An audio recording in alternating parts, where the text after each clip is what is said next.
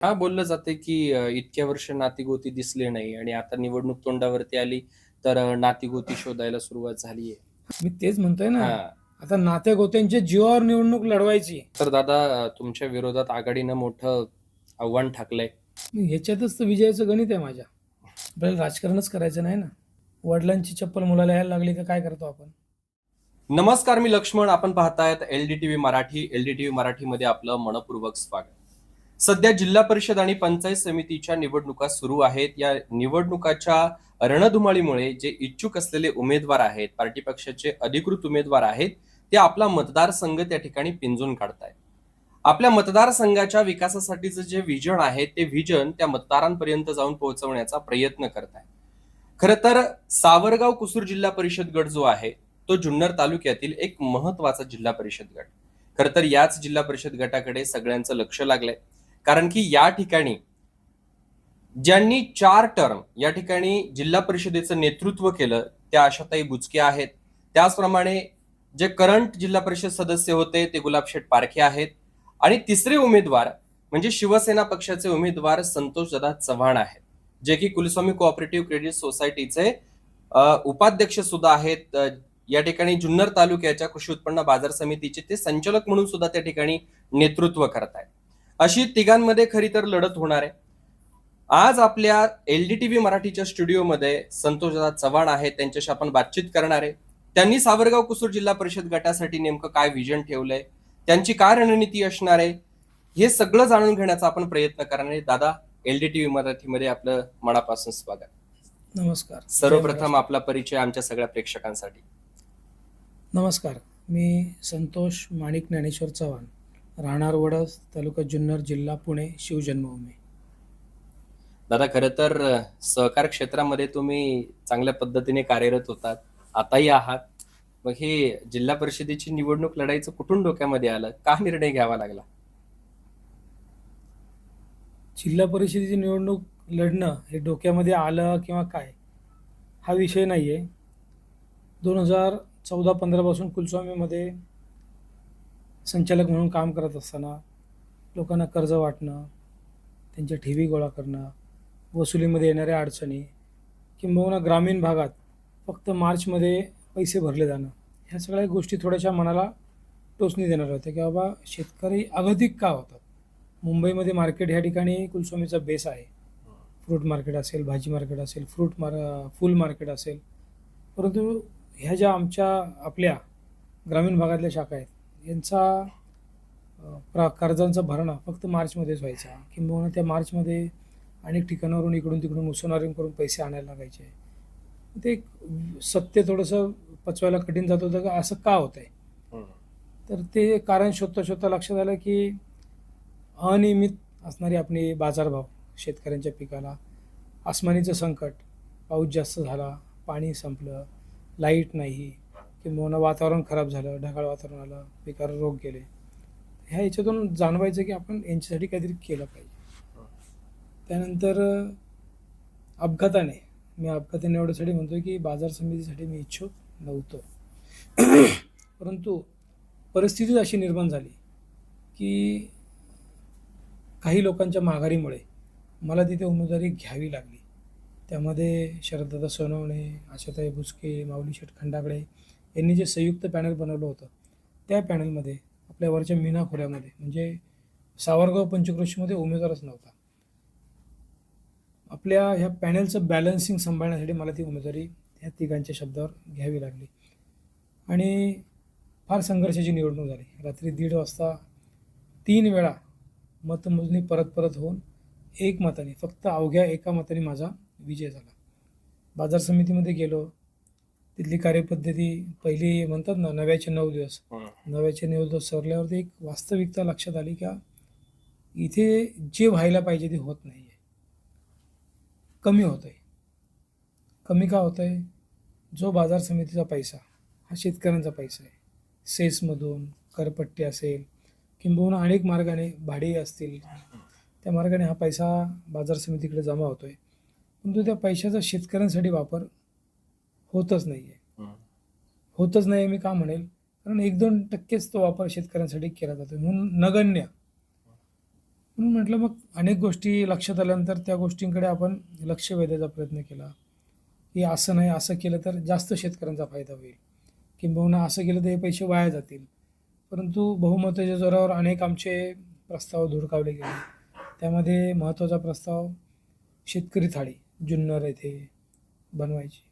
एक शेड द्यायचं आहे फक्त आपल्याला बाजार समितीला, लाईट पाणी द्यायचं आहे. बाकी तो 50 रुपयात थाळी देतोय, 40 रुपयात थाळी देतोय, तिथे कोण जेवतंय का नाही जेवत हा प्रश्न नंतरचा. कारण त्या थाळीचा पूर्ण पैशाचं नियोजन, त्याचा नफा तोटा हा त्या माणसावर अवलंबून होता. परंतु नाही केलं गेलं ते. म्हणजे विरोधाला विरोध म्हणून तिथे मला वागणूक दिसली. आमचे 5 सहकारी आणि बाकीचे समोर जवळजवळ बाकीचे सगळे बहुमत त्यांच्याकडे होतं. अनेक अशा गोष्टी तिथे घडल्या, किंबहुना निदर्शनास आल्या, तर शेतकऱ्यांना वालीच नाही असं दिसायला लागलं. शरददादा सोनवणे आमदार नव्हते त्यावेळेस. अनेक अशा गोष्टी लक्षात आल्या की आपल्याला इथे काहीतरी काम शेतकऱ्यांसाठीच करावं लागेल. मुंबईचा आपला प्रपंच, किंबहुना फॅक्टऱ्या, दुकानं हे सगळे वेल एस्टॅब्लिश्ड. त्यामुळे तिकडे लक्ष देणं थोडंसं कमी झालं. आणि शरददादा सोनवणे यांच्या माध्यमातून 2014 असेल, 19 असेल, आत्ताची 2024 असेल, तिन्ही वेळेस हा झेडपी मतदारसंघ इथे प्रचार यंत्रणा पूर्णपणे माझ्याकडनं राबवली गेली. त्यानिमित्ताने प्रत्येक गावागावामध्ये, वाड्या वस्त्यांमध्ये जाणं झालं. विदारक सत्य लक्षात आलं की आमदार काम करतात, कोणी आमदार खासदार, पण ती मोठी मोठी कामं असतात. पूल बनवणं, गाव टू गाव रोड बनवणं, एखादा मोठा सभागृह, हे सगळ्या गोष्टी. पण जे पाणंद रोड आहेत, पाणंद रोड कशासाठी असतात? ते शेतकऱ्यांकडे त्यांच्या शेताकडे जाण्यासाठी. आपण थोडक्यात मानवाच्या शरीरात जशा रक्तवाहिन्या म्हणतो तशा ह्या रक्तवाहिन्या आहेत, गावाच्या रक्तवाहिन्या. हे रक्तवाहिन्याच ब्लॉकेज होत्या सगळ्या. होत्या म्हणण्यापेक्षा अजूनही बऱ्याच आहेत. हां, तिथे वाद आहेत, हद्दीचे वाद आहेत. माझं 2 फूट इकडे सरकतं आहे, तू 4 फूट इकडे आला आहे. परंतु हे वाद कधी मिटतील? कोणीतरी तिथे मध्यस्थी केली पाहिजे. कोणत्याही गोष्टीत मध्यस्थी फार महत्त्वाची आहे. समजून सांगणाऱ्याने स्वतः काय केलं आहे. मी तुम्हाला एखादी गोष्ट सांगितली तर ती गोष्ट पहिली मी केलेली असली पाहिजे. म्हणजे लोका सांगे ब्रह्मज्ञान, स्वतः कोरडे पाषाण, असं नसलं पाहिजे. त्यामुळे कोण समजून सांगतं यालाही महत्त्व आहे. वडसगावातले अनेक रोड असेच अडकले रोड आपल्याकडनं एक प्रेमाने हात जोडून लोकांकडनं आपण पूर्ण करून घेतले. अनेक लोकांना त्याचा फायदा झाला.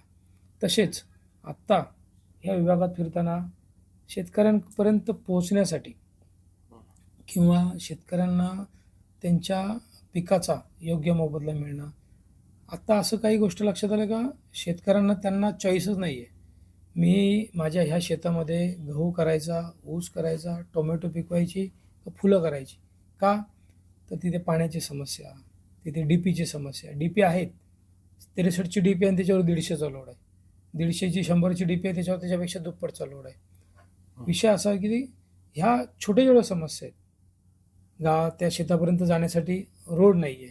मग समजा ऊस केला तर ऊसाच्या गाड्या त्या रोडपर्यंत, त्या शेतापर्यंत येणार कशा? म्हणजे तुम्हाला लक्षात आलं असेल मला काय म्हणायचं.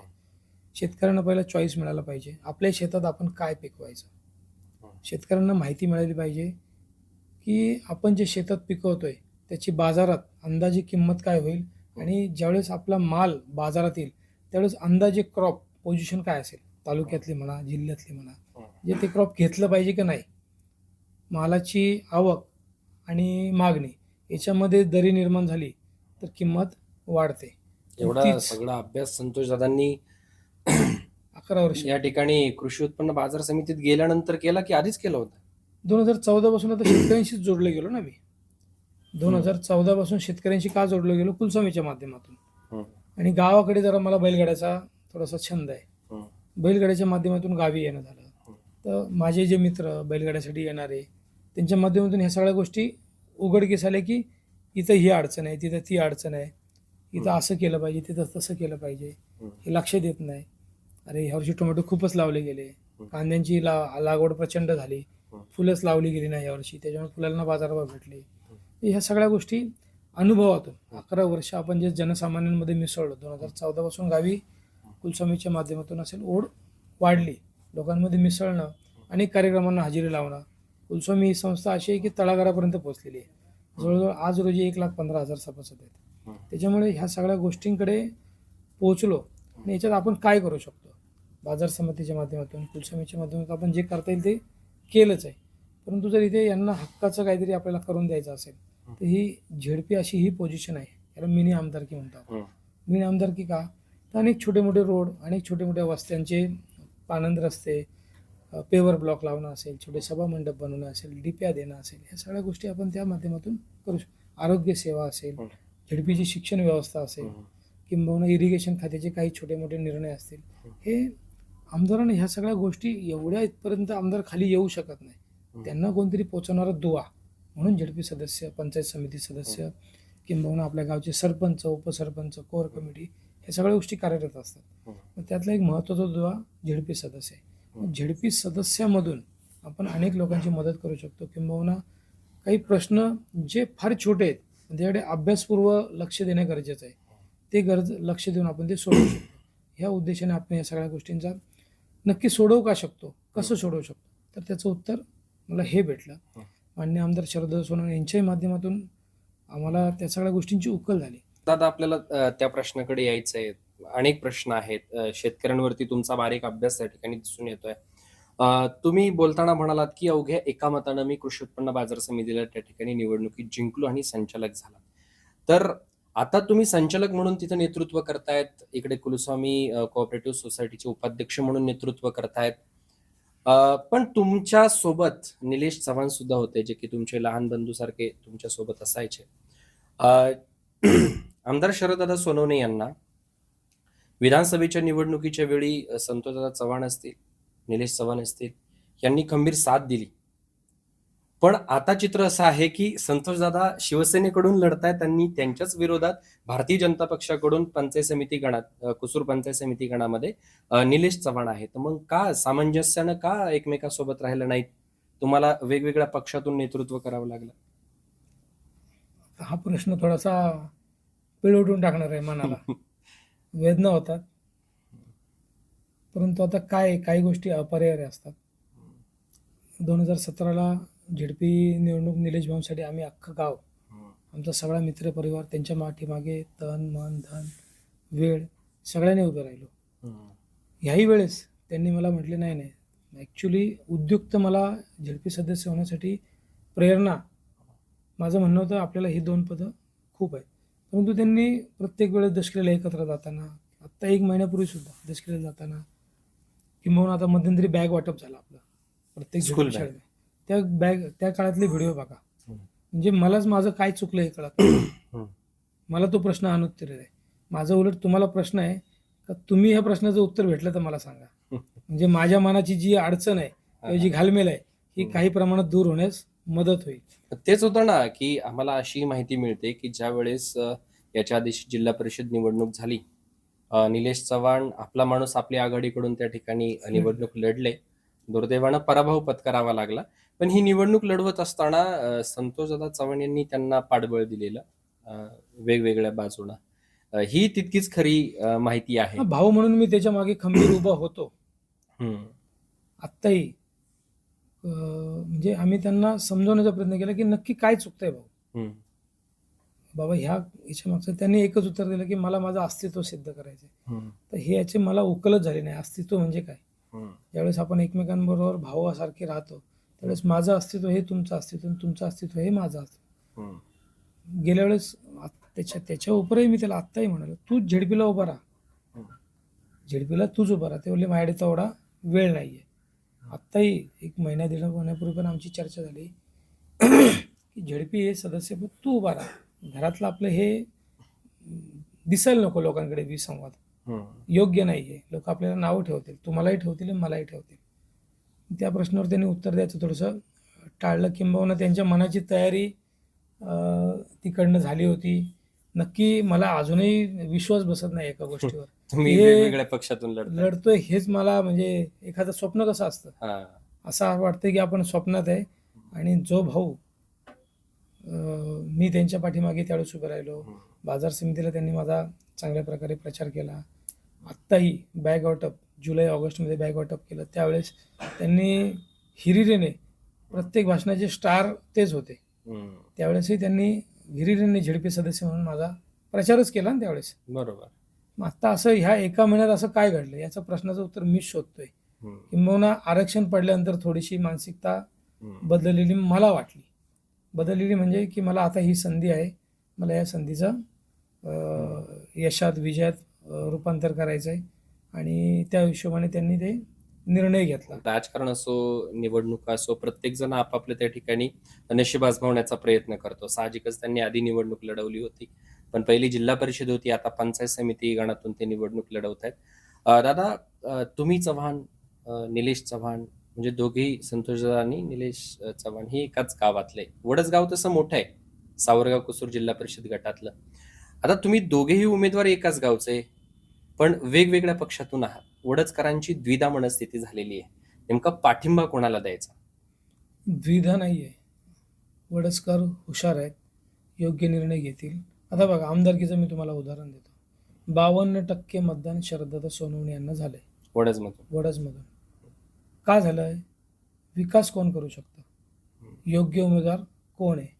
समजा एखाद्या माणसाची भूमिका चुकली असेल, त्यांना न दुखावता वडसगाव मतदानरूपी यंत्रामधून मतदानची आपली पेटी आहे त्यातून ते त्यांचं दाखवून देतात. मला अभिमान वाटतो आमच्या वडसकरांचा. वडसमध्ये मी स्वतः शरददादा सोनवणे एकच सभा म्हणजे काय, जी आपली गावभेट दौरा असतो. 10 मिनटं गावातून मिरवणूक, 15 ते 20 मिनटं गावातून एक शरदांचं भाषण, एक ग्रामस्थाचं भाषण, एवढाच प्रचार. कोणत्याही प्रकारचं जेवण, कोणत्याही प्रकारचं पैसे, कोणत्याही प्रकारचं कामं, कोणत्याही प्रकारचं आमिष हे न देता मी ट्रायलच अशी घेतली होती. म्हणजे मला आमचे गावातले सगळे लोक म्हणायचे, अरे रे त्यांनी ट्रिपा काढल्या, तिकडे महिलांना घेऊन गेले, इकडे जेवणं दिली, इकडे 2-2 रुपये वाटतायत. ठीक आहे म्हटलं, आपल्याला आपली जागा ही ह्या निवडणुकीत कळेल म्हटलं. आमदारकीच्या आपल्याला 1 रुपया द्यायचा नाही. ही जी मतं मिळणार ही आपली प्युअर ना, मग आपल्यावर पण विश्वास त्यावेळेस ठेवणार तुम्ही आहे. दोघं एकत्र होतात ना. मी तेच सांगतोय, आम्ही कोणत्याही प्रकारे ना निलेश भाऊ प्रचाराला गेलो ना मी प्रचाराला गेलो. हा. गावातल्या स्थानिक मंडळींनीच हा प्रचार हे सांभाळला. म्हणून मला हे सांगायचं वेगळं, पण वडसकर वेगळ्या पद्धतीने रिॲक्ट होतात. वेगळ्या पद्धतीने म्हणजे न सांगता न बोलता मतदान रूपी यंत्रामधून ते त्यांचा निर्णय लोकांना कळवतात. आणि वडसकरांच्या सत्सद्विवेक बुद्धीवर माझा पूर्ण विश्वास आहे. शरददादा सोनवणे आमदार आहेत, संतोषदादा खाली झेडपी सदस्य झाले, आमचे खाली जितेंद्र भाऊ ढोले हे पंचायत समिती सदस्य झाले. आपला गिअर बॉक्स असतो बघा, गिअर बॉक्समध्ये एक छोटं चाक असतं, एक जरा मोठं चाक असतं, एक मोठं असतं, आणि मग ते सगळं आपण याला पुढे चाकाला जोडलेलं असतं याच्या आपल्या वाहनाच्या. छोटं चाक आहे हे पंचायत समिती, मिडियम चाक आहे हे झेडपी, आणि मोठं चाक आहे हे आमदारकी. ही तिन्ही चाकं जर एका विचाराची असली तरच ते वाहन चालतं. मग वडसकरांना माहिती आहे कोणत्या चाकाला काय करायचं आहे ते. म्हणजे मतदार वडसकर, सर्वच मतदार हे, आता मी एक तुम्हाला उदाहरण दाखल दिलं तर हे प्रत्येक गावात अशी द्विधा मनस्थिती होणार आहे. तर येणेरे गावामध्ये सुद्धा आहे. येणेरे गावामध्ये दोन्ही पंचायत समितीचे उमेदवार आहेत, होणारच आहे, ढोलेच आहेत. त्याच्यानंतर खाली आपल्या याच्यामध्ये खानापूरमध्ये एक झेडपी सदस्य आहे. खाली अपक्ष म्हणून आपल्या भगत यांनी फॉर्म भरलेला आहे, अजून नऱ्यांनी फॉर्म भरलेला आहे. त्याच्यानंतर तिकडे खाली याच्यामध्ये पिंपळगावमध्ये नातेवाईक संबंध आमच्या गिदे साहेबांचे खूप आहेत, आणि तिथेच पंचायत समितीचा उमेदवार सुद्धा आहे. हे दोघे एकमेकांचे नातेवाईक आहेत. मला सांगायचं का, ही विचारांची लढाई आहे, नात्यांची लढाई नाही आहे. आणि लोक सुज्ञ आहेत. लोकांनी अपक्ष उमेदवार रिक्षा या चिन्हावर निवडून दिलाच ना. जनतेला 2014 साली सुद्धा ब्लूप्रिंट कळालीच होती ना, त्यावेळेस सुद्धा शरददादा सोनवणे हे निवडूनच गेले ना, योग्य उमेदवार. आता ही 2019ला मतांची विभागणी झाली, लोक थोडीशी भावनिक झाली, मतांची विभागणी झाली म्हणून. पण लोक आता हुशार झालेत, युग वेगळं चाललंय. 21व्या शतकात आपण आहोत, 22व्या शतकाकडे वाटचाल करतो. दादा, तुम्ही बोललात की नात्यांची लढाई नाही, विचारांची लढाई आहे, बरोबर. पण आता सध्या तुमच्यावरती एक आरोप होतोय की तुम्ही निवडणुकीला सामोरे जाताय, पण विकासाचे मुद्दे राहिले बाजूला, पण तुम्ही नाती गोती जी असतील किंवा नातेवाईक मंडळी असेल, गावकी असेल, भावकी असेल, याच्या जीवावरती तुम्ही निवडणूक लढवतायत आणि ते तुम्ही समीकरण आजमावण्याचा प्रयत्न करतायत. मग कोणत्या गावामध्ये आपले जवळच्या व्यक्तींचे नातेवाईक आहे किंवा आपले नातेवाईक आहे, असं ऐकायला भेटतंय. माझ्या कानावर हा काही विषय नाहीये आणि हं. शेवटी निवडणूक लागली, निवडणुकीला सामोरं जायचं, तर ह्याच मंडळींकडे आपण मतदान रूपी आशीर्वाद मागायला जातो ना. हं.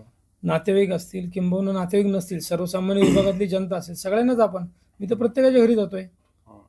उलट एखाद्या नातेवाईकाच्या घरी जाण्याचं टाळतो, परंतु एखाद्या आपल्या सामान्य मतदाराकडे जातो, जेणेकरून त्याला आपल्याशी बॉन्डिंग होता आलं पाहिजे, आपले विचार आदानप्रदान झाले पाहिजेत, त्याच्या समस्या कळल्या पाहिजेत. त्यामुळे आता कोण काय, आता निवडणूक आहे म्हटल्यावर आरोप आणि प्रत्यारोप होणार.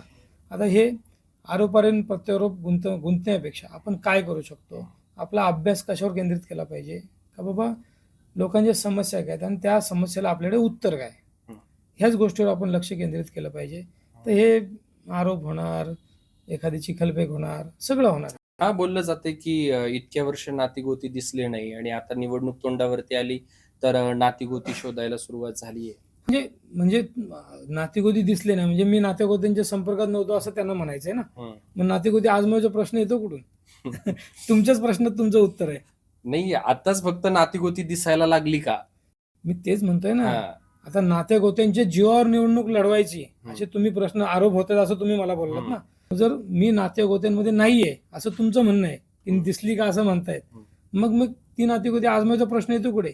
माझ्या बरोबर माझे नातेवाईक पण आहेत आणि सर्वसामान्य जनता सुद्धा आहे. माझं माणुसकीचं नातं सर्वांशी आहे, माझं भावनिक नातं सगळ्यांशी आहे. त्याच्यामुळे हा माझा रक्ताचा नातेवाईक म्हणून मी त्याच्यासाठी काही करायचं आणि हा माझा नातेवाईक नाही म्हणून मी त्याची काही करायचं नाही, हा कधीच आयुष्यात आमचा विषय नाहीये. सर्वसामान्य माणूस ज्याला गरज आहे, ज्याला आपण मदत करू शकतो आपल्या ऐपतीप्रमाणे, ती मदत आपण आयुष्यात करायचा प्रयत्न केलेला आहे.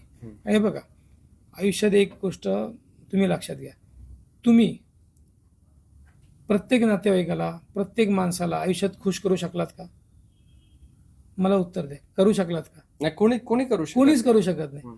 त्याच्यामुळे काय कोण बोलतंय याच्यापेक्षा आपण काय करतोय याच्याकडे जास्त लक्ष द्यावं. लोक घोड्यावर पण बसून देत नाही, पायी पण चालून देत. त्याच्यामुळे आपण काय करायचं हा आपला निर्णय ठाम करायचा. त्याच्यामुळे विचारांची गल्लत होत नाही, मानसिकता डिफ्लेक्ट होत नाही. विचारांची गल्लत न झाल्यामुळे मानसिकता डिफ्लेक्ट होत नाही आणि आपल्याला निर्णय घेणं सोपं होतं.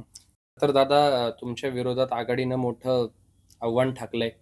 राष्ट्रवादी काँग्रेस पक्ष, अजयदादा पवार गट असेल, राष्ट्रवादी काँग्रेस शरद पवार गट असेल, शिवसेना उद्धव बाळासाहेब ठाकरे गट असेल, तिकडनी एकत्र येऊन त्या ठिकाणी तुम्हाला आव्हान दिलंय. काय, कसं सामोरं जाणार? ह्याच्यातच तर विजयाचं गणित आहे माझ्या. सगळ्या पक्षांना एकत्र यावं लागलं, 3 मोठ्या पक्षांना एकत्र यावं लागलं.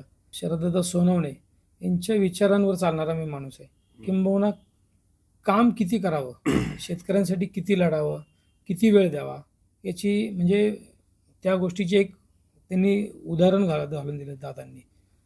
सकाळी 6 वाजता उठणारा माणूस रात्री 12, 1, 2 वाजेपर्यंत कामच करत असतो.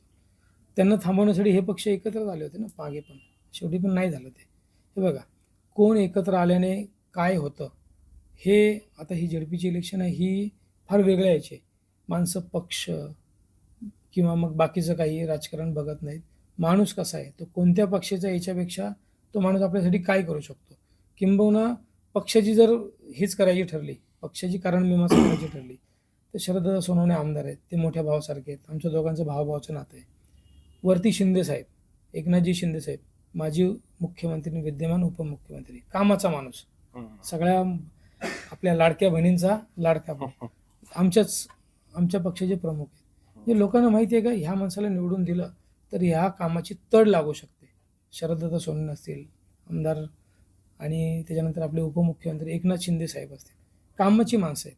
निर्णय 0 मिनिटात निर्णय घेऊन सर्वसामान्यांच्या प्रश्नावर त्यांच्याकडे उत्तर आहे. आणि तोच वसा वारसा किंवा त्यांच्या बरोबर आपण म्हणतो ना, एखाद्या वाण नाही पण गुण लागला, तसं गुण ढवळ्या शेजारी पावळ्या बांधला. त्यामुळे त्यांच्याबरोबर 11 वर्ष राहून त्यांच्या कामाची पद्धत एक आत्मसात किंवा त्यांचा एक आदर्श आपण घेऊन त्यांच्या पावलावर पाऊल पुढे टाकून आपण चालायचा प्रयत्न करतोय. आणि हे मतदारसंघातल्या लोकांना चांगलं ठाऊक आहे, कोणत्या माणसाला निवडून दिलं तर आपली कामं होऊ शकतात. दादा, एक महत्वाचा प्रश्न असा आहे की तुम्ही ज्या सावरगाव कुसूर जिल्हा परिषद गटातून या निवडणुकीला सामोरे जात आहे, त्याच जिल्हा परिषद गटात म्हणजे याच्या आधीचा सावरगाव धालेवाडी जिल्हा परिषद गट, तेथून गुलाबशेठ पारखे यांनी लास्ट टर्मला त्या ठिकाणी नेतृत्व केलेलं आहे. आशाताई बुचके यांनी 2 टर्म या मतदारसंघातून आणि दोन खाली 2दा असं 4 वेळा नेतृत्व केलेलं आहे. तर ह्या अनुभव संपन्न माजी जिल्हा परिषद सदस्यांसमोर तुम्ही फ्रेश चेहरा म्हणून आहात. कोरी पाटी आहे. खरं तर सहकार्याचं राजकारण वेगळं आणि हे स्थानिक स्वराज्य संस्थांचं राजकारण वेगळं असतं. तर कसं सामोरं जाणार आहे? आपल्याला राजकारणच करायचं नाही ना, आपल्याला समाजकारण करायचं आहे. वडिलांची चप्पल मुलाला यायला लागली का काय करतो आपण? कारभार त्यांच्याकडे सोपवून द्यायचं. सोपवून देतो. मग आता ह्याच माझ्या वाक्यामध्ये तुमचं उत्तर आहे. त्या दोघांची ठीक आहे, त्यांनी कामं केली नाही केली ही जनता बघते. आपला मतदारसंघ आपण म्हणतोय, तुम्ही स्वतः पत्रकार आहात, तुम्ही तपासा. तालुक्यातल्या 8 मतदारसंघापैकी आपला मतदारसंघ खालून 1-2 नंबर आहे. सेकंड लास्ट आहोत आपण. विकास कामांमध्ये असेल, मूलभूत इन्फ्रास्ट्रक्चरमध्ये असेल. मग जर तुम्ही कामं केली तर मी ही कामं केली कुठे? किंबहुना ही कामं जी व्हायला पाहिजे होती ती नाही झाली. थरली अभ्यास लागतो. परीक्षेत 100 गुण मिळवायचे म्हटल्यावर आपल्याला काय करावं लागतं? अभ्यास करावा लागतो. इथला अभ्यास करणं म्हणजे काय? गावोगावी हिंडणं, प्रत्येक घरापर्यंत जाणं. आपण ऑफिसमध्ये बसून आपल्या स्थानिक कार्यकर्त्यांकडनं कामं मागून घ्यायची आणि ती कामं करायची.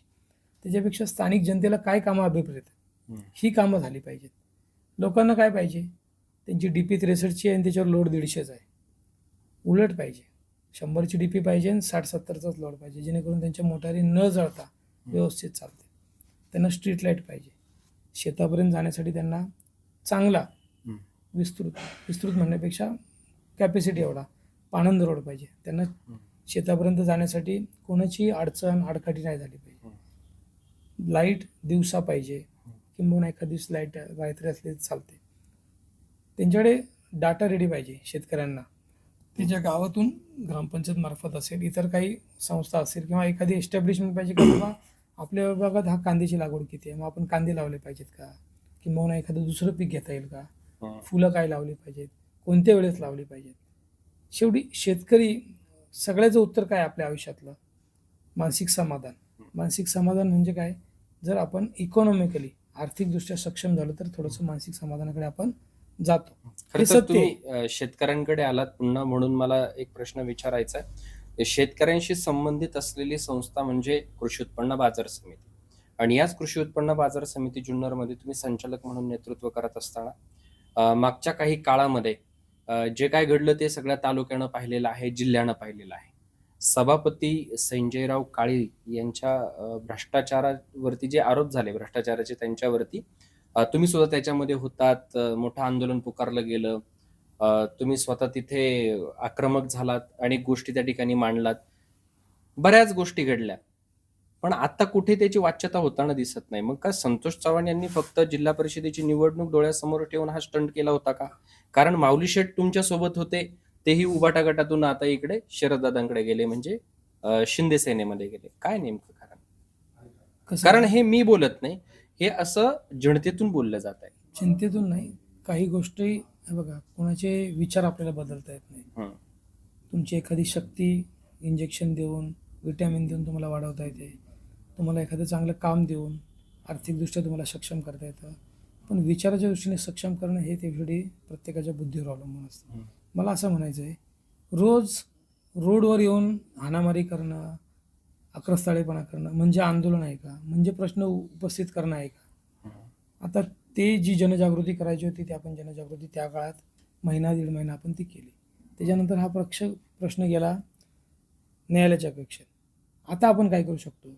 न्यायालयात आपले मुद्दे मांडणे, चांगला वकील देणे, किंबहुना आत्ता ज्या घटना घडत आहेत, बाजार समितीमध्ये काय मिनिट्स होत आहेत किंवा काय निर्णय घेतला जातात, ते निर्णय कसे चुकीचे आहेत हे सिद्ध करणं न्यायालयात हे क्रमप्राप्त आहे. आता आम्ही काय करणं अपेक्षित आहे तुमच्या दृष्टीने? रोज रोडवर येऊन आंदोलन केलं पाहिजे का? काय त्याला अर्थच नाही ना. न्यायालयीन लढाई न्यायालयातच लढली पाहिजे. त्याच्यामुळे आता एकमेकांवर ठीक आहे, संजयराव काळे त्यांच्याविषयी रोज आम्ही येऊन तिथे त्यांना शिव्यांची लाखोली व्हायची का, त्यांना काहीतरी वाईट वक्त बोलायचं का? आता ही लढाई गेली त्या काळात. त्या काळात आम्हाला प्रेशर बिल्ड करायचं होतं का, काहीतरी हे प्रेशर बिल्ड करून ते निर्णयापासून परावृत्त होतील का? जर शेतकऱ्यांचा पैसा तिथेच ह्या निर्णयापासून त्यांनी मूव बॅक घेतला असता, जसं पुण्यामधल्या 2 जमीन खरेदी की रिव्हर्स बॅक झाल्या, झाल्या ना 2 खरेदी रिव्हर्स बॅक. तशी ही खरेदी त्यावेळेस हे प्रेशर बिल्ड करून रिव्हर्स बॅक करायची होती.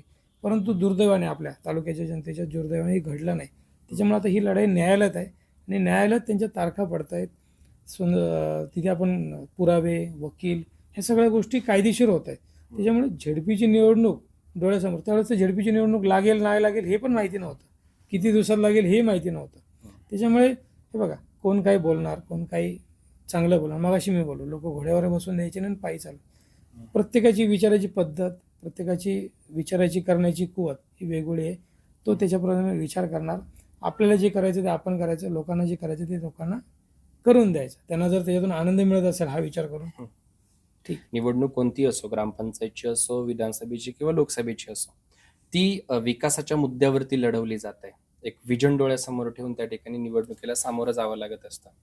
संतोषदादा चव्हाण आता निवडणुकीला सामोरे जात असताना सावरगाव कुसूर जिल्हा परिषद गटाच्या विकासाचं कोणतं विजन डोळ्यासमोर ठेवलंय, कोणत्या मुद्द्यांवरती तुम्ही मतदारांसमोर जाणार आहात, ही निवडणूक लढवणार आहात? कसं आहे, हा मतदारसंघ 95% शेतीवर आधारित आहे. जी आपली गावं आहेत, आरवी, पिंपळगाव ही थोडीशी नारायणगावकडे जोडलेली गावं, म्हणजे थोडंसं त्याच्यामध्ये कमर्शियल बेस त्या गावांना आहे. किंबहुना तिथली काही लोक नारायणगाव इथे कामाला जातात, नोकऱ्या धंद्याच्या निमित्तानं नारायणगावशी जोडलेली आहेत. परंतु बाकीचा हा जो मतदारसंघ आहे आपला, जुन्नरच्या काही भाग, तरी पण आता बघा सोमतवाडी हा बरेचसा जुन्नरला जोडलेला भाग आहे, तरी पण शेतीप्रधान आहे. तिथे अशी कमर्शियल बेस नाही आहे. मला सांगायचं एक आहे की जर ह्या मतदारसंघाचा विकास करायचा असेल तर ह्या मतदारसंघातील बहुसंख्य लोक जे शेतकरी आहेत त्यांचा विकास झाला पाहिजे. शेतकऱ्यांचा विकास करताना काय करायला लागेल आपल्याला, मग अशी ते रिपिटेशन होत आहे. त्यांच्या शेताकडे जाणारा रोड चांगला पाहिजे, त्यांना शेतमाल कोणता पिकवायचा याचं फ्री पाहिजे, निर्णय त्यांना घेता आला पाहिजे. एखादी अडचणीने त्यांना निर्णय बदलायला लागला नाही पाहिजे. दुसरी गोष्ट, त्यांना वीज जी DP आहेत त्यांचे व्यवस्थित त्यांना मूल्यमापन करणं किंवा मग व्यवस्थित त्यांची मॅनेजमेंट करून त्यांना चांगली वीज भेटली पाहिजे. बऱ्याच उहापोह झालेला आहे या गोष्टींवरती, आणि तुम्ही आपली जी मुलाखत चालू आहे याच्यातून एकंदरीत हेच जाणवते की तुम्ही ही निवडणूक पूर्णपणे शेतकऱ्यांना नाही, केंद्रस्थानी ठेवून नाही, चालली. शेतकरी आहे, मी तुम्हाला प्राथमिकता सांगितली. शेतकरी जर व्यवस्थित झाला तर पुढचं सगळं बाकीचं होणार आहे. आता महिला बचत गटाच्या माध्यमातून त्यांचं सक्षमीकरण झालं पाहिजे. महिला बचत गटांना एक त्यांच्या गावात ऑफिस हक्काचं पाहिजे. महिला बचत गट 10 महिला असतात एका बचत गटात, 12, 13, 15, 25 एक ही लोक कुठे बसतात, एक तर ग्रामपंचायतमध्ये, एखाद्याच्या घरात, एखाद्याच्या देवळात. ते त्यांच्या माध्यमातून त्यांना तो बचत गटाच्या माध्यमातून त्यांनी स्वतःचं असं ऑफिस आपण त्यांना देऊ शकतो. बचत गटाच्या माध्यमातून लघु उद्योग, एक उदाहरण देतो, आपल्या मनीषाताई भगत यांच्या माध्यमातून आपण एक पत्रवळीचं त्यांचं आता सुरू आहे. त्यांच्या विविध प्रकारच्या भाज्या पॅकिंग करणं बचत गटाच्या माध्यमातून होतं. म्हणजे बचत गटामाध्यमातून महिला सक्षमीकरण झालं पाहिजे. महिलांना स्वतःचा रोजगार, स्वतःच्या घरकाम आणि शेती सांभाळून करता आला पाहिजे. महिला सक्षम झाली तर ती त्यांच्या मुलाबाळांना व्यवस्थित, म्हणजे महिला म्हणतो ना, चूल आणि मूल याच्यात न अडकता उद्योगधंद्यामध्ये 2 रुपये तिच्या हातात गेले पाहिजेत, जेणेकरून त्यांना थोडंसं हे होम मिनिस्टर कार्यक्रम भरवायचे, त्यांना ट्रीप करावायची, ह्या गोष्टी मला थोड्याशा नाही पटत. त्याच्या विरोधातच तुम्ही? विरोधात नाही, विरंगुळा म्हणून ठीक आहे, परंतु निवडणूक काही जण त्याच्यावरतीच तर निवडणूक लढवत आहेत. मला तेच म्हणायचं, हे योग्य आहे का, हे महिलांनी विचार केला पाहिजे. त्यांना होम मिनिस्टर त्या 1 तासापुरतं बनवण्यापेक्षा त्यांना खरं हे होम मिनिस्टर कसं बनवता येईल, खरं होम मिनिस्टर तुमच्या लक्षात आलाच, खरं होम मिनिस्टर सर्व बाजूंनी सक्षम. त्यांना ट्रिप दुसऱ्याने पैसे दिल्यानंतर ट्रिप काढण्यापेक्षा त्यांच्याकडे एवढी ताकद पाहिजे की त्या स्वतःच्या पैशाने ट्रिपला गेल्याने, तर त्यांच्या आयुष्यात सुधारणा होईल ना. ही ट्रिप ह्या वर्षी आहे, पुढच्या वर्षी काय, पुढच्या वर्षी होम मिनिस्टरचं काय. त्याचप्रमाणे युवक आहेत, आई वडिलांनी पै गोळा करून स्वतःच्या पोटाला चिमटा काढून युवकांना शिकवलेलं आहे. 12वी 15वी ग्रॅज्युएट झालेला, MA झालेला युवक घरी बसलेला आहे. त्या आईबापांना काय वाटत असेल, एवढं शिकवून, एवढं आपण कष्ट करून, एवढं खस्ता खाऊन मुलं शिकवलं, त्याला नोकरी नाही, त्याला स्वयंरोजगारकडे वळवता आलं पाहिजे. त्याला एखादी नोकरी पतसंस्थेच्या माध्यमातून असेल, रोजगार मेळाव्यांच्या माध्यमातून असेल.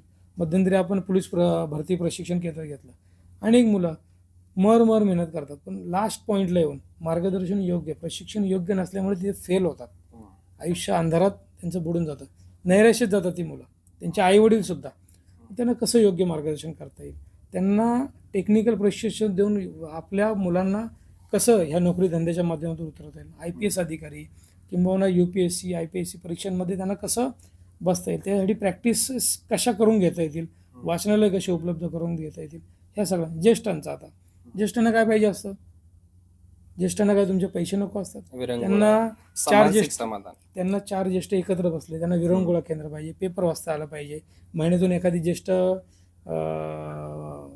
आपले संघ असतो त्यांचा, त्या संघाच्या माध्यमातून एखादा 50-50-100 लोक एकत्र भेटले, एक चहा घेतला, थोडंसं काही अल्पोपहार घेतला, गप्पा मारल्या. ज्येष्ठांना एवढंच हवं असतं. म्हणजे ह्या सगळ्या गोष्टी, प्रत्येकाची अडचण वेगळी आहे. महिलांची अडचण वेगळी आहे, शेतकऱ्यांची अडचण वेगळी आहे, तरुणांची अडचण वेगळी आहे, ज्येष्ठांची वेगळी आहे, शाळांची अडचण वेगळी आहे. लहान मुलांना आपल्याकडे झेडपीच्या शाळा आहेत, CBSE शाळा नाही आहेत. CBSE शाळामध्ये घालायचं म्हटलं ती परिस्थिती तेवढी आपल्याकडे आर्थिक सदनता नाही आहे. म्हणून सर्वात शेवटी परत आर्थिक सदनता हाच विषय येतो. आर्थिक सदनता विषय कधी येईल, चांगला होईल तर शेती चांगली होईल, शेतकऱ्याला स्वतःचा माल स्वतः विकता येईल, अनेक बाय प्रोडक्ट तयार करता येतील. त्याच्यासाठी शेतकऱ्यांचे जे सामूहिक काय म्हणतो ना ग्रुप युनिट झाले पाहिजे. 6-7 गावां मिळून एखादं चांगलं प्रोसेसिंग युनिट तयार झालं पाहिजे. म्हणजे काहीतरी आपण आधुनिकतेकडे गेलो. जी परंपरागत शेती आहे ती नुसती करून भागणार नाही. आता मध्यंतरी आपण जळगावला प्रशिक्षणासाठी किंवा एक तिथे एक त्यांचं शिबिर होतं, त्या शिबिरासाठी काही शेतकरी पाठवले होते, काही संगमनेरला पाठवले होते, काही नारंगावला पाठवले. म्हणजे त्यांच्या विचारांमध्ये कसे बदल होतील, नवीन काय हे त्यांना आत्मसात कसं करतात याच्याकडे आपण लक्ष देऊन, म्हणजे व्हिजन हे एकच आहे, जे छोट्या छोट्या गोष्टी आहेत पण त्याच्याकडे लक्ष नाही कोणाचं. मी 1 कोटी रुपये निधी खर्च केला, रोड बनवला, ठीक आहे, रोड गरजेचा आहे, मी नाही म्हणत नाही, परंतु त्या रोडबरोबर एखादं दुसरं प्रशिक्षण शिबिर आणून लोकांना कसं त्याच्यामध्ये सक्षम बनवता येईल, सबल बनवता येईल याकडे लक्ष दिलं पाहिजे. खरं तर बोलण्यासारखे अनेक मुद्दे आहेत. पण मला आता शेवटाकडे जायचं आहे की सावरगाव कुसूर जिल्हा परिषद गटातले जे मतदार आहेत, मतदार राजा, त्यांनी तुम्हाला मतदान का करावं? कोणते मुद्दे आहेत जे संतोष चव्हाण यांचे प्लस पॉइंट आहेत की जेणेकरून मतदान केलं पाहिजे? का नेमकं काय? कसं आहे, ह्या निवडणुकीकडे मी राजकारण म्हणून न बघता त्या खुर्चीवर आपल्याला का बसायचं आहे, त्या खुर्चीचे अधिकार काय आहेत, त्या खुर्चीच्या मर्यादा काय आहेत, त्या खुर्चीवर बसून आपण लोकांसाठी काय करू शकतो, ह्या गोष्टींची परिपूर्ण अभ्यास या 3 वर्षात. जसं मी बाजार समितीकडे गेलो, लोकांच्या समस्या सगळ्या समोर आल्या, बाजार समितीमुळे गावाकडे जाणं येणं वाढलं, समस्या समोर आल्या, त्यामुळे नक्की अभ्यास झाला आहे. आता माझं वचननामा आहे तो गाव वाईज बनवला आहे मी. त्या गावात काय समस्या आहेत, तुमच्या दातखिळीमध्ये काय समस्या आहेत, काल्यामध्ये काय आहेत, प्रत्येक गावच्या समस्या सेम नाही आहेत. तुम्ही आता वचननामा सगळ्यांचे येतील बघा, एक आर्वीमध्ये तोच वचननामा आणि वरती दातखिळीमध्ये तोच वचननामा, इकडे खिलारवाडीमध्ये तोच वचननामा, गाडववाडीमध्ये तोच वचननामा आणि इकडे खानगावमध्ये तोच वचननामा. ते शेतकरी पर्व टॅगलाईन कोणी सुचवली की सुचली संतोष अशीच. चव्हाणांना सुचली? नाही, आमच्या एका मित्राला सुचली आणि त्याने ते छापून दिली आणि ती टॅगलाईन फेमसही झाली. जसा आपला माणूस, शरददादांची टॅगलाईन. दुसरा एक महत्त्वाचा मुद्दा, आता विषय निघाला म्हणून सांगतोय, आपला माणूस शरददादा सोनवणे हे आमदार आहेत. आमदारांच्या माध्यमातून झेडपी सदस्याला किती नाही म्हटलं तरी कामाच्या मर्यादा आहेत, निधीच्या मर्यादा आहेत. आपला माणूस शरददादा सोनवणे आमदार आहेत, त्याच्या माध्यमातून अनेक कोटींचा, शेकडो कोटींचा निधी आपल्या मतदारसंघात. आता छोटंसं उदाहरण बघा, आता कुंभमेळा येतोय आपल्याकडे 2007, 238 कोटींचा, आणि हे 238 कोटी आपल्या मतदारसंघामध्ये जवळजवळ 70% गावं या कुंभमेळ्याच्या प्रभावाखाली येतात. त्याच्यामुळे हे 238 कोटीमधले 70% रक्कम आपल्या मतदारसंघामध्ये खर्च होणार आहे. किती मोठा हा विकास आहे. मग त्या कुंभमेळ्याच्या माध्यमातून काय गावात करू शकतो, किंबहुना DPDCमधून गावात काय आपण विकास नाही, आमदाराच्या फंडामधून काय आपण आणू शकतो, या सगळ्या गोष्टी अभ्यास केल्याशिवाय काय नाही ना. आपल्याला 100% यश कधी मिळेल परीक्षेमध्ये, अभ्यास, ते अभ्यास करायची तयारी आहे आपल्याकडे. किंबहुना अभ्यास माझा जवळपास या 3 वर्षात पूर्ण झालेला आहे. हे बघा, कधीच आपण म्हणू नये का मी परिपूर्ण आहे, माझ्याही काही मायनस पॉईंट असतील, पण त्या मायनस पॉईंट स्वीकारून किंबहुना त्या गोष्टींचा अभ्यास करून त्याच्यावर मात करून पुढे जायचं आहे आपल्याला. थोडक्यात मला लोकांनी मतदान एवढ्यासाठीच केलं पाहिजे की एक लोकांची सर्वसामान्य गोष्टींची, मतदारसंघातील छोट्या छोट्या अडचणींची माझ्याकडे यादी आहे, जाणीव आहे. कारण मी तिथपर्यंत गेलो आहे, गाडीतून खाली उतरून त्या वाड्या वस्त्यांवर मोटरसायकलवरती, किंबहुना जिथे मोटरसायकलसुद्धा जाणे शक्य नाही, ही खरी वास्तविकता सांगतोय तुम्हाला. जर आपण इथे एवढे जुने विकासाची गंगा आणली, तर हे प्रश्न अनुत्तरित आत्तापर्यंत का राहिले? आत्तापर्यंत ही लोक उपेक्षित का राहिली आहेत. तर या सगळ्या समस्यांची जाणीव आहे आणि त्या समस्या माझ्या माध्यमातून झेडपीच्या माध्यमातून मी सोडवायचा प्रयत्न करणारच आहे. त्यात 50% यश येईल, 25-50% यश आमदारांच्या माध्यमातून यश येईल. त्याच्यामुळे काही त्याच्यातून समस्या फार मोठ्या राहिल्या, आरोग्याच्या समस्या जिथे आपल्याला उपजिल्हा रुग्णालय इथे मनसरच ठिकाणी आहे, ते आपल्याला जुन्नर तालुक्यात एक तसंच 100 खाटांचं रुग्णालय उभं, ते आमदार किंवा मग एकनाथभाई शिंदे यांच्या माध्यमातून उभं करतात. जे मोठे प्रश्न असतील ते राज्य लेवलच्या नेत्यांकडनं, जे मीडियम प्रश्न असतील ते तालुक्या लेवलच्या, आणि जे छोटे प्रश्न किंवा माझ्या पोतीचे प्रश्न असतील ते माझ्या लेवलला सोडवण्याचं.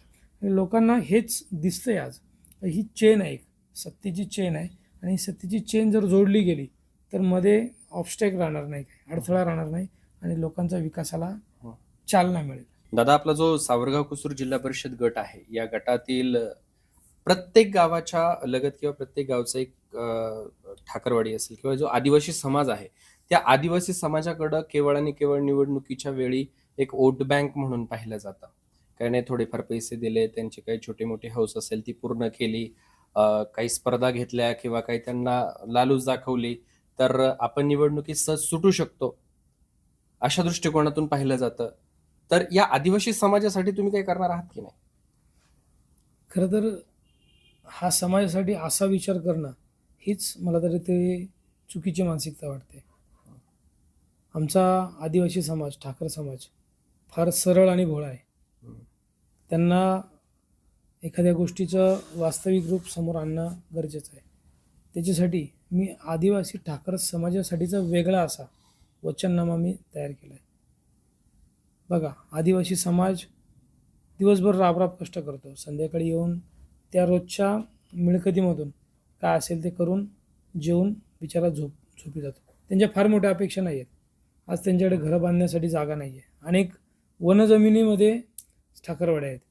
त्याच्यामुळे त्यांच्यासाठी वनजमिनीमधून घरकुलं कशी त्यांना एक उपलब्ध करून देता येतील, तो एक प्रश्न आहे. आदिवासी ठाकर समाज शिक्षणापासून थोडासा लांब आहे. 8वी-9वीलाच मुलं शाळा सोडून देतात. त्यामुळे आरक्षण असूनसुद्धा त्या समाजाचा तो फायदा होत नाही.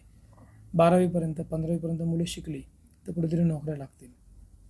त्यांना फक्त शेवटच्या दिवशी पैसे किंवा इतर काही गोष्टी देऊन, तुम्ही म्हणता त्याप्रमाणे हाऊसमौज करून वापरलं जातं. हे त्यांना पटवून द्यायचं की तुमचा वापर होऊन देऊ नका बाबांना, तुमच्यासाठी आपल्याला बऱ्याच काही गोष्टी करायच्या. तुमच्या मुलांना शिक्षण देऊन जे तुमचं जे आयुष्य आहे आत्ताचं, हे आयुष्य कसं बदलेल, तुमच्या मुलाबाळांवर त्याच कबाड कष्ट करण्याची वेळ येणार नाही, याच्यासाठी आपण जाहीरनाम्यात सगळं आपण ते लिहिलेलं आहे. छोट्या छोट्या गोष्टी आहेत, पण त्या सगळ्या वर्कआउट करून आपण आदिवासी ठाकर समाजाला मुख्य प्रवाहात कसं आणता येईल याच्याकडे लक्ष देतो आहे. त्यांचा निवडणुकीपर्यंत वापर होऊ न देणं हे एक आपलं त्याच्यामध्ये उद्दिष्ट असणार आहे. स्थानिक स्वराज्य संस्थांची ही निवडणूक आहे, अर्थातच जिल्हा परिषद आणि पंचायत समितीची. पण ज्यावेळेस ग्रामपंचायत पातळीवरती सरपंच असेल किंवा त्या गावचा जो ग्रामसेवक असेल, काम करत असताना अनेक अडचणी येतात आणि अडचणी आल्या की साहजिकच त्यांनाच गृहीत धरलं जातं. पण जर तुम्ही निवडून आलात तर ही जी समस्या आहे ती सोडवण्यासाठी काय प्रयत्न करणार आहात? कारण की सरपंच असेल किंवा ग्रामसेवक असेल, यांना जिल्हा परिषद ची जी काही कामं असतील ती करताना किंवा पंचायत समितीची कामं असतील ते अडथळे येत असतात. तुम्ही याच्यात दुवा कसा बनणार आहात? कसं आहे, ग्रामसेवक, सरपंच, ग्रामपंचायत बॉडी असेल, पंचायत समिती सदस्य, झेडपी सदस्य, आमदार, खासदार, हे एक चेन आहे. ही चेन स्मूथ चालण्यासाठी सगळ्यांनी सामंजस्याने वागणं गरजेचं आहे. काही गोष्टी अशा असतात की सरपंच आणि ग्रामसेवकांना करायच्या असतात, परंतु त्या टेक्निकल गोष्टी काहीतरी अडचण, मग त्यावेळेस ग्रामपंचायत सदस्य, सरपंच, ग्रामसेवक पंचायत समिती सदस्यांकडे, झेडपी सदस्यांकडे येतात. कारण आमचा त्या गोष्टींवर प्रभाव असतो, किंबहुना आमच्या मध्यस्थीने त्या गोष्टी सुटू शकतात. तुम्ही म्हणालात गृहीत धरलं जातं, हे खरं आहे. आम्ही काही सरपंच असतात त्यांना गृहीत धरलं जातं. तसं गृहीत न धरता त्यांच्या नक्की काय अडचणी आहेत ते आपण का सोडवू शकतो. एकदा निवडणूक संपली का राजकारण, त्या सरपंचाने मला मदत नाही केली किंवा त्या सरपंचाने मी सांगितलेलं ऐकलं नाही म्हणून त्याचा दुस्वास करणं, किंबहुना त्याच्या काही गोष्टींमध्ये अडचणी निर्माण करणं, हे करण्यापेक्षा कोणीही असो, तो सरपंच कोणाचा प्रतिनिधी आहे, त्या गावाचा प्रतिनिधी आहे. त्या गावातल्या समजा सरपंचाने तुम्हाला सहकार्य नाही केलं, परंतु त्या गावातल्या लोकांनी एका माणसाने तरी तुम्हाला मतदान केलेलं असतं ना. मग त्या मतदानरूपी तुम्हाला त्या समस्या सोडवण्यासाठी बांधील आहात. त्याच्यामुळे झेडपीचे प्रशासन असेल, किंबहुना बी डी ओ साहेब, किंबहुना पंचायत राज आणि ग्रामपंचायत सदस्य, ग्रामपंचायत सरपंच, ग्रामसेवक यांच्यातील हा दुवा एक सामंजस्य किंबहुना जे कम्युनिकेशन गॅप आहे तो दूर करून त्या कशा स्मूथली यंत्रणा सगळ्या काम करतील, जेणेकरून संघर्ष न होता त्या संघर्षातून निर्माण होणारा द्वेष न उत्पन्न होता अनेक चांगल्या गोष्टी, अनेक पॉझिटिव्ह थिंग्स पुढे येतील आणि त्या ग्रामपंचायतीचे सरपंच त्या गावासाठी अधिक चांगलं काम करू शकतील. याच्यासाठी माझा प्रयत्न राहील. बऱ्याच गोष्टींवरती तुम्ही त्या ठिकाणी विचार केलाय. एक सरतेशेवटी थोडक्यात LDTV मराठीच्या माध्यमातून तुम्ही सावरगाव कुसूर जिल्हा परिषद गटातल्या मतदारांना काय आवाहन कराल? मी एवढंच आवाहन करेल, मतदार राजा सुज्ञ आहात आपण. योग्य उमेदवार निवडून दिला तर तुमच्या भविष्यातील गरजांसाठी, अनेक अडचणी सोडवण्यासाठी आम्ही सदैव तत्पर राहू.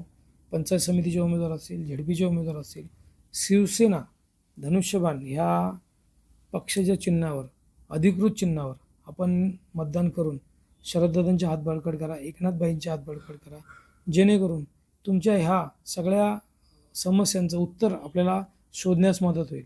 त्याच्यामुळे तुम्ही कोणत्याही भूलथापांना, कोणत्याही आर्थिक प्रलोभनाला बळी पडू नका. योग्य निर्णय घ्या, जेणेकरून तुमच्या आयुष्याची पुढची काही वर्ष, तुमच्या मुलाबाळांची पुढचं आयुष्य सुधारण्यास किंवा सुधरवण्यास आम्हाला हातभार लावता येईल. एक वेळ संधी देऊन बघा, तुमच्या या संधीचं नक्कीच आम्ही चांगलं असं उत्तर देऊ, एवढंच सांगतो. तर हे होते शिवसेनेचे सावरगाव कुसूर जिल्हा परिषद गटाचे अधिकृत उमेदवार संतोषदादा चव्हाण. खरं तर आपण आमच्या स्टुडिओमध्ये आलात, LDTV मराठीच्या माध्यमातून तुम्ही आमच्याशी संवाद साधलात. खरं तर ह्या सगळ्या मुलाखतीतून एकच गोष्ट जाणवली की तुम्ही शेतकऱ्यांना केंद्रस्थानी ठेवून या निवडणुकीला सामोरे जात आहेत. शेतकरीपूर्वी चांगलं सुंदर डाव सुद्धा आपण या निवडणुकीच्या निमित्तानं दिलेले आहे. आमच्या LDTV मराठीच्या वतीनं तुम्हाला या निवडणुकीसाठी खूप खूप शुभेच्छा आहेत. खरं तर व्यस्त दिनक्रम आहे, निवडणुकीची प्रचाराची धामधूम आहे, पण तरी सुद्धा तुम्ही वेळात वेळ काढून उपस्थित राहिलात. आपले मनापासून धन्यवाद. रामकृष्ण हरी. जय महाराष्ट्र. जय महाराष्ट्र.